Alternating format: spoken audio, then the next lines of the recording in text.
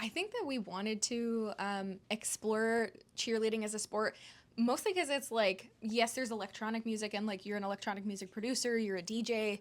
I have a background in competitive gymnastics. I used to be a former provincial champion.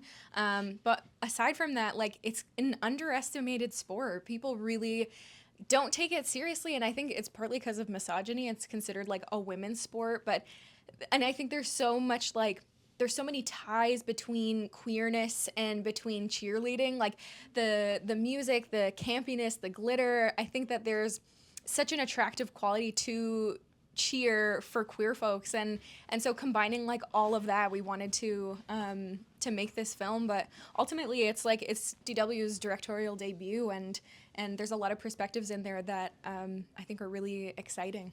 Also, just playing with the juxtaposition of bows and sparkles and, these fast songs that they're performing to, but it's like there's bruises and concussions and the toll it really takes on these girls' bodies. And also their mental health, like how that's kind of all shaping to be in one thing. But I really like that kind of juxtaposition of playing together. I feel like we just see so many films where, naturally in story we need conflict. And I feel like conflict is always placed on how hard it is to be queer or to come out, and so much coming, I want to move past the coming out story and really put the conflict in sport, because that's where there is so much conflict, and to see the toll it takes on the body and on the mind, and just seeing queer people in sport, which I also feel like is a topic, which bodies belong in which categories, and all of those things, where it's just like, I wanted them to be athletes.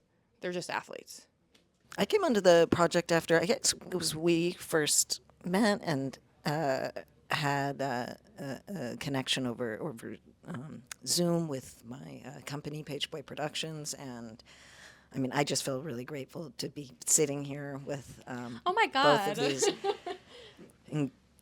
incredibly talented people who've made such a stunning, unique, intimate, raw, funny, beautiful, beautiful film. And just, I loved the script, loved DW's work, loved Devery's work, and it felt like an absolute no-brainer, and felt so grateful to just, be the little part that I am of the film. But a big and part. telling the story.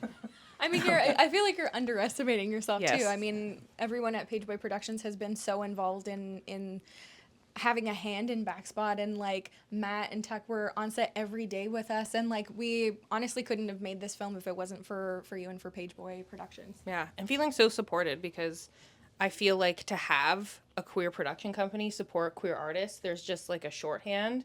And we felt so safe and supported in that journey, where I don't think we would have been able to make this film without your support. I swear I was not fishing. I swear.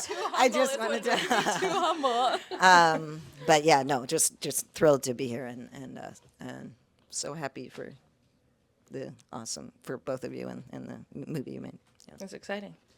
I mean, honestly, I've just been ready to go this whole time. I think, working on this project for 5 years, I've been working on my slate for such a long time, and doing my web series like 8 years ago, I've been ready to jump in. And I remember day one on set, I was like a fish in water. I'm like, let's go, and working with the actors and just getting to be so hands-on. So I'm just excited for the next one.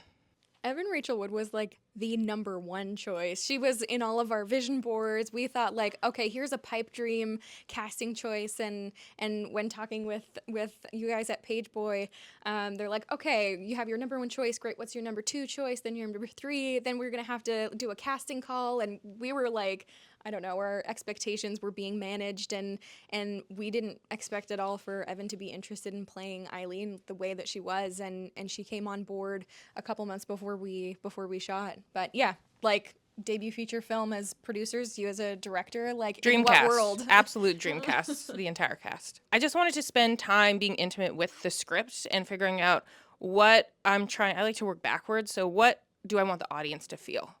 And I really wanted them to go on the journey with Riley instead of watching Riley go through this journey. I wanted them in that journey, and I think that informed a lot of my shot listing in terms of using macro lenses, starting the film in a POV perspective. I wanted them to feel like this is the experience of what it's like to be a cheerleader and to really, go on that journey with Riley. I hope that there's a newfound respect to cheerleaders and the grueling, athleticism that they have, and to take the sport seriously, as well as a tenderness in terms of, the queer community, but also young people. Things are going on, and just to kind of reach out and start those conversations. I think the thing that I'm hoping audiences take away from watching Backspot is considering the generations of queer folks and how we relate to each other, and we get to examine the friction between Eileen and between Riley.